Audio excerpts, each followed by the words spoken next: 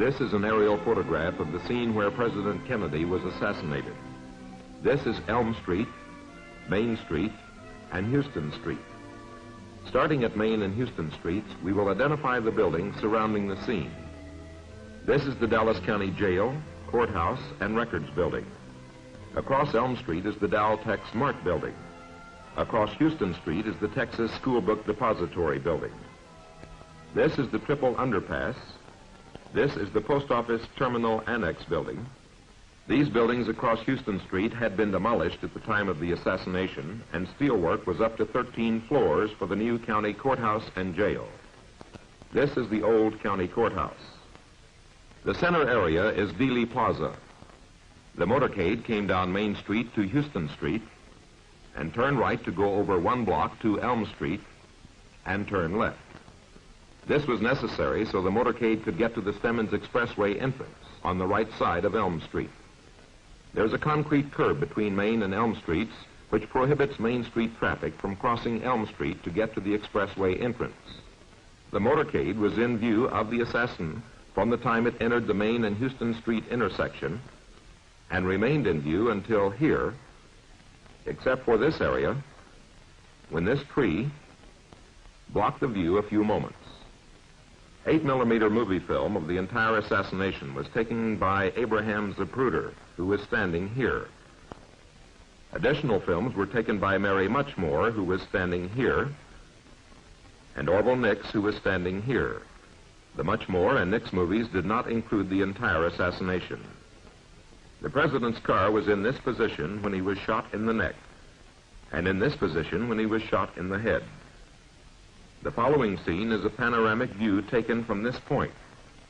It starts facing the Main and Houston Streets intersection and continues counterclockwise for 360 degrees. In the foreground, you see part of the back of the Dealey Memorial. The first building is the Dallas County Jail and Courthouse. The white building is the County Records Building. Across Elm Street is the Dal-Tex Mart Building. Across Houston Street is the Texas School Book Depository Building. The assassin used the window next to the top on the far right. Mr. Zapruder took the 8mm color movies of the assassination from the pavilion straight ahead. He was standing on a column about 4 feet high in front and to the left of the pavilion. This is the Elm Street Underpass, Main Street Underpass, and Commerce Street Underpass, where it gets the name Triple Underpass. The center area between the pavilions is Dealey Plaza. The white building coming in view is the Post Office Terminal Annex Building, which faces Houston Street. The steelwork you see in the background is the new county courthouse, and the old building to the left is the old county courthouse. In the foreground is the back of another part of the Dealey Memorial, and we end at the Main and Houston Street intersection. This is the survey of the assassination scene. This is Elm Street, Houston Street, and Main Street. This is where Mr. Zapruder was standing. This is the sign that blocks the view of the president for a few seconds in the Zapruder film. This is the tree that blocks the view of the motorcade from the assassin's window for a few seconds. The windowsill is 61 feet above the sidewalk, about 68 feet above this area where the president was shot in the neck, and 73 feet above this point where the president was shot in the head. The calculated distance from the windowsill to this area where the president was shot in the neck is about 180 feet. And to this point where the president was shot in the head, 265 feet. The car traveled about 85 feet between the two locations and decreased in elevation about 5 feet. The time span was between 4.8 and 5.6 seconds as determined by examination of the Zapruder films. The car was traveling about 11 miles per hour. With the camera facing straight ahead, we turn right off Main Street onto Houston Street and follow the motorcade route. The building in front of you is the Texas School Book Depository. We continue on Houston Street for 1 block and make a sharp turn to the left onto Elm Street. The black object you will see occasionally at the top of the picture is a hat that is being used to shade the camera lens. Shortly after we make the turn, you can see the sign that blocks the view of the president in Zapruder's movie. The entrance to the Texas School Book Depository is straight ahead. As we complete the turn onto Elm Street, we see the Stemmons freeway sign straight ahead. The tree blocks the view of the motorcade from the window in this area for a split second. In a moment, you will be able to see the curb through the underpass on the left that prohibits Main Street traffic from crossing Elm Street to enter the expressways. This curb continues past the entrances. Straight ahead, you can see the entrances to Stemmons and Thornton expressways. The motorcade turned right onto Stemmons Expressway. From the Main and Houston Street intersection, we will keep the camera on the window used by the assassin until after we have passed the location of the president's car at the time he was shot in the head. The assassin used the window on the far right, next to the top, on the same level as the oval-shaped windows. By using photographs taken seconds after the assassination, the position of the windows in the depository have been reconstructed. We lose the window for a second during a sharp turn from Houston Street to Elm Street. In a moment, you can see the tree blocking the view for a split second as we pass under it. The bullet that struck the president in the neck was fired shortly after the tree passes out of view. And the bullet that struck the president in the head was fired between 4.8 and 5.6 seconds later. The car traveled approximately 85 feet between the two shots. The actual assassination movie starts after the presidential car has turned onto Elm Street. In this photograph, the president appears to be waving. In this photograph, about 1 second later, the president is going out of view behind the sign, and there is no apparent reaction to an injury. In this photograph, about 1 second later, as the president comes into view from behind the sign, his reaction to the shot in the neck is apparent as both of his hands come up to his neck. This photograph is the impact of the headshot, which is quite apparent. In the Zapruder movie, as the president's car continues down Elm Street, we can see Agent Hill getting on the back of the car. The president appears to be waving as he disappears behind the sign. His reaction to the neck wound is apparent as he comes back into view. Reaction is also observed in Governor Connolly. The impact of the headshot is quite apparent. You see Agent Hill getting on the back of the car. This is a copy of the Dallas Police Department drawing of the 6th floor of the Texas School Book Depository.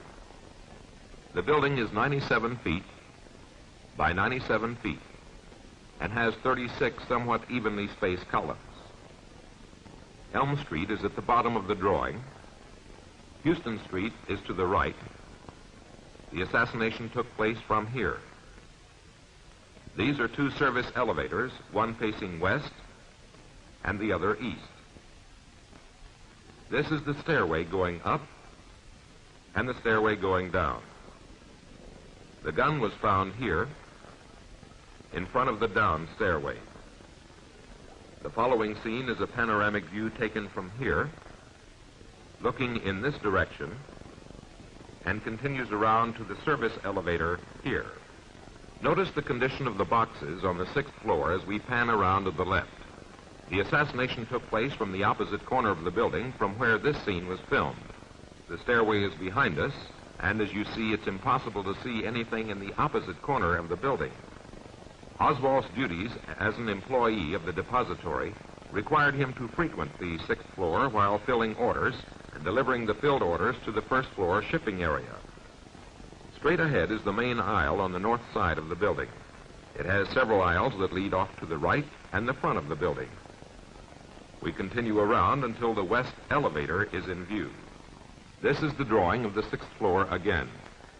The next scenes will start here, showing the reconstructed position of the windows and the condition of the boxes along the Elm Street side of the building, and end with a view out of this window.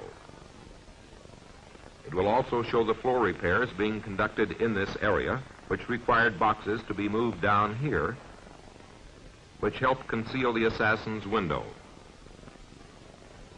A view taken from here, looking down the front of the building, will show Agent Howlett standing up and sitting down to show concealment. Starting at the window used by the assassin, we will show the reconstructed position of the windows as well as the positions of the boxes along the Elm Street side of the building.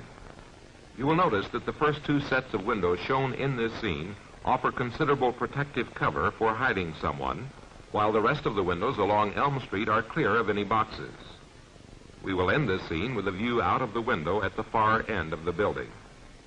The motorcade was in the center lane of Elm Street in front of the flowers on the right when the president was shot in the head, and about 85 feet to the left of the flowers when he was shot in the neck. These are floor repairs that were started in the southwest corner of the building that required a quantity of boxes to be moved to the southeast corner, which provided cover for the assassin. Employees of the school book depository were placing plywood over the old floor whenever they had time between filling orders. We see Agent Howlett standing in the area used by the assassin. When he sits down, we see that he's completely concealed by the boxes. This scene was photographed from the west end of the building looking east. This is a drawing of the 6th floor again. The next scene will include a short panoramic view taken from here, showing the condition of the boxes in this area.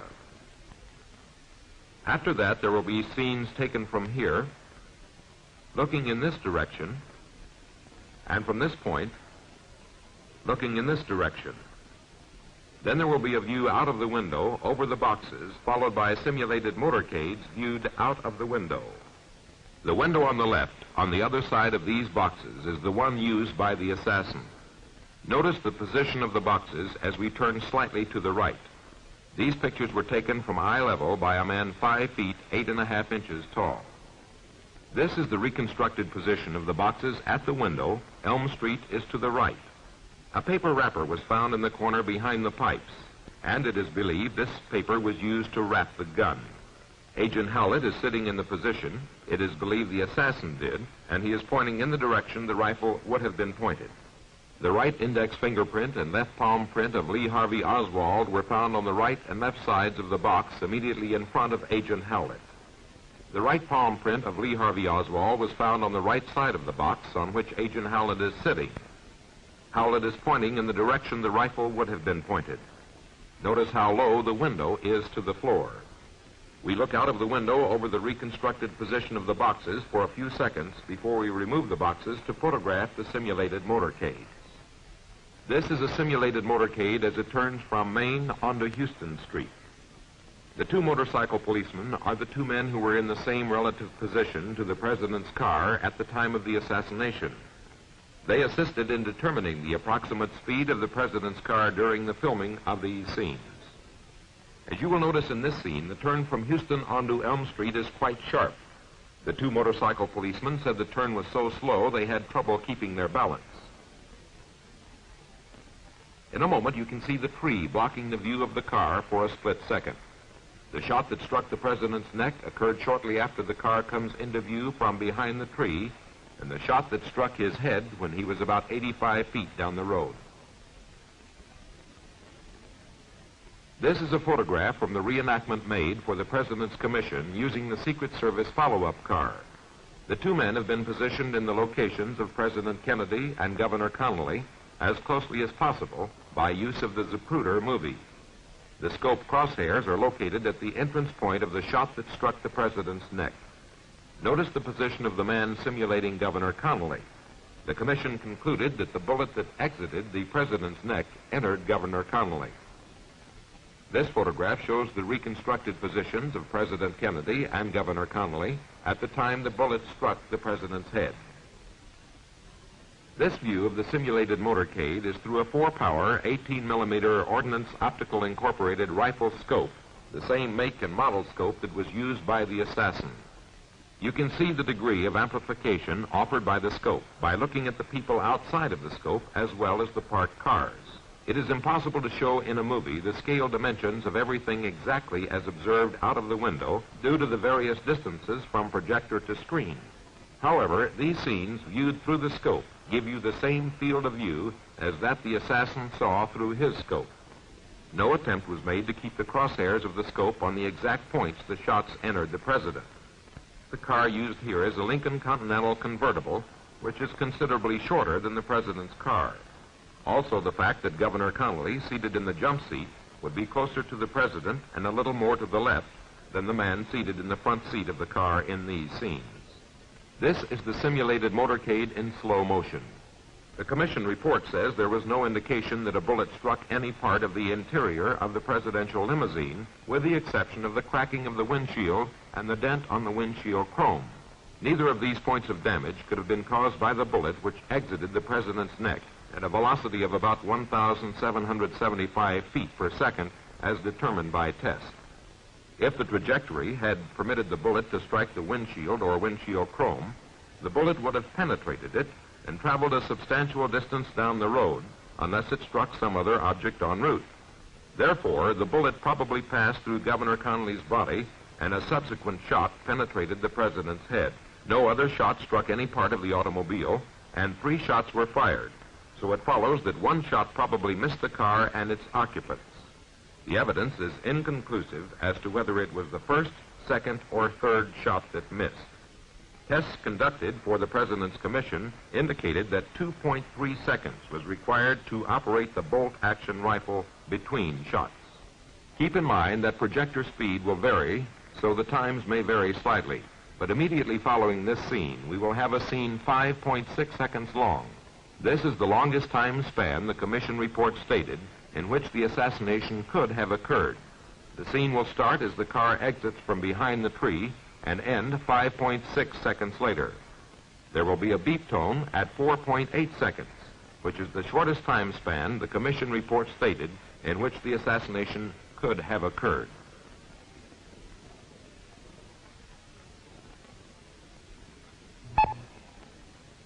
This is the drawing of the 6th floor again. While it is not positively known what route the assassin took in leaving the window, Agent Howlett simulates this exit by the clearest route in this direction, hides the gun, and exits down the stairway. Agent Howlett stands up from behind the boxes and with a stick in his hand, simulating the rifle, he exits the assassination window over the route believed to have been used by Oswald. While it is not definitely known what route was taken, this is the quickest and easiest route from the window to where the rifle was found. Agent Howlett walked this route in a fast walk for the President's Commission in 1 minute and 14 seconds, which was within 3 seconds of the time required for Dallas Police Officer Baker to reach the 2nd floor.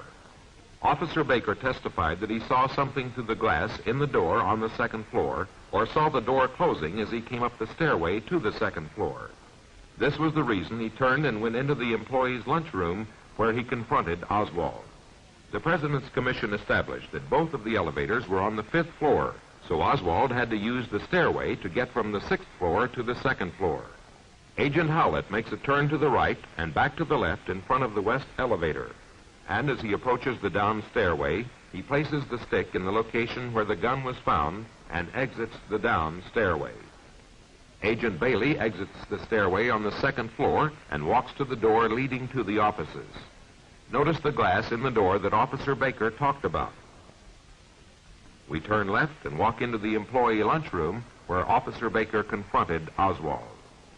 The solid lines are the known routes and the broken lines the assumed routes taken by Oswald on his escape from the Texas School Book Depository building. All times are approximate. According to the reconstruction of time and events by the President's Commission, Oswald left the building about 12:33 p.m., 3 minutes after the assassination. He walked east on Elm Street to the corner of Elm and Murphy Streets, a distance of 4/10 of a mile. Boarded a bus at 12:40 p.m. that was going west on Elm Street. He remained on the bus about 4 minutes and exited between Lamar and Poydras Streets after traveling a little less than 2/10 of a mile. Walked 2/10 of a mile to where he boarded a taxicab at 12:48 p.m. The cab followed this route over the Houston Street Viaduct, turned left onto Beckley, and let Oswald out near the Beckley and Neely Street intersection at 12:54 p.m. after traveling a distance of 2 4/10 miles. Oswald had passed his rooming house by 3/10 of a mile. He entered the rooming house at 1 p.m. and left at 1:03 p.m., zipping up his jacket. His next known location was when he shot Dallas Patrolman J.D. Tippett near 10th and Patton Streets at 1:16 p.m., a distance of 9/10 of a mile from his rooming house. He ran west on 10th Street and turned south on Patton Street and back west on Jefferson Street. Witnesses lost him here in the vicinity of a gasoline service station. His jacket was later found in the parking lot behind the service station, 2/10 of a mile from the Tippit shooting. Oswald was later observed acting in a suspicious manner about 150 feet from the Texas Theater and was observed entering the theater at 1:40 p.m. without paying. He was apprehended in the theater 6/10 of a mile from the Tippit shooting at 1:50 p.m. 34 minutes after the Tippit shooting and 1 hour and 20 minutes after the assassination of President Kennedy.